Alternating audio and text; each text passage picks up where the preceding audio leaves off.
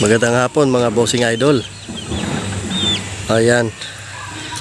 So mga bossing idol, ipakita ko lang sa inyo yung itlog no na ating raptor sa Boston na nilimliman ng bantam natin mga bossing idol. Ayan po, 5. Kinandle ko sila kanina. So napakaganda ng resulta. Lahat naman meron pong laman. So mga bossing idol, pinaka-ingat-ingatan ko po talaga tong mga itlog na to kasi 11 lang ito. Yung 6 nandun sa bahay ng aking pinsan, pinalimliman ko sa native. Tapos itong 5 nandito, bantam naglimlim. Nung nakaraang araw pala mga bossing idol, basang-basa ng tubig to. Talagang lumutang sa tubig. Kasi tingnan nyo naman yung tubig ulan dito rin na pupunta kasi nasa lupa lang siya dati naglimlim dyan sa ilalim, dito lang. Ngayon nilagyan ko ng saan siya, lutuan yan mga bossing idol, nakita ko sa lutuan. So nilagay ko siya dyan, tapos yun, okay na yung paglimlim niya, hindi na nabababad yung itlog, medyo naging okay na. So dyan ang alam ko ano na yan, dyan na talaga sa pabalik-balik na mangitlog. So yan po mga bossing idol, medyo nadumihan kasi nga nababad to sa tubig, pero okay naman mga bossing idol. Kaya huwag kayong mag-alala kung yung itlog nyo nababad sa tubig. Yung akin nababad simula madaling araw hanggang sa tanghali. So ayan po, bumalik na po yung bantam natin siya po yung naglimlim. Ayan.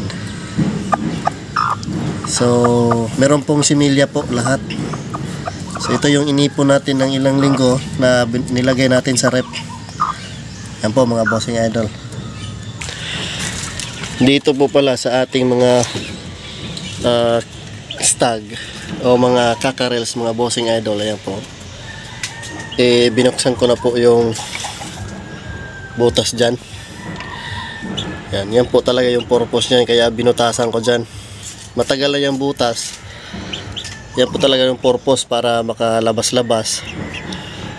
Tapos pag umuulan makapasok sila dito. Yung dalawa nandito, tapos yung iba mga bossing, ayan, nasa labas. Ayan. Meron tayong konting sistema mga bossing idol. Yan, kasi dito may bubong. Yan, kapag umulan papasok sila dyan sa butas sa loob. Yan, hindi na sila maulanan. Tapos kapag mainit naman, yan, lalabas-labas lang sila dyan, takbo-takbo. Kasi sa mga ganitong edad mga bossing idol, ano na to, parang nag-aaway-aaway na itong mga ganitong edad. Yan Tapos ito mga bossing idol,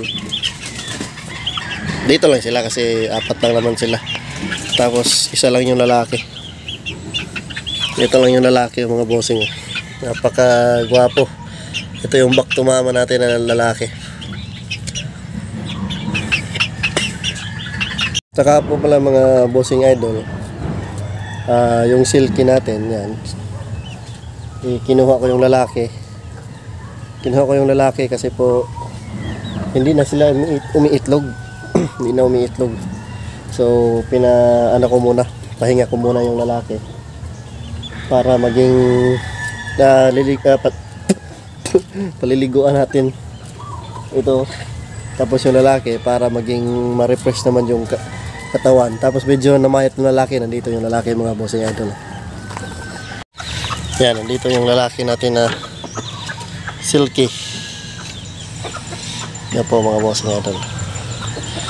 Anyways, update dun sa babae natin na sweater Boston mga bossing idol. Yan, mag-4 na taon na, pero yung initlog niya isa na lang. Ito yung last itlog, magwa 1 week na tong itlog na to mga bossing idol. Talagang nag-stop siya sa pag-itlog. So kaya iniingat-ingatan ko yung iniingat-ingatan ko yung itlog na nililimliman ng bantam para meron tayong stag ulit na tulad nung nakaraang palabas natin na walang natalo, puro panalo lahat. Ayan, so ito siguro parang hindi na to kasi hindi na siya bumalik. So ayan siya mga bossing idol, oh. Ano ko na lang siya, paghala na lang. So yun muna mga bossing idol, thank you.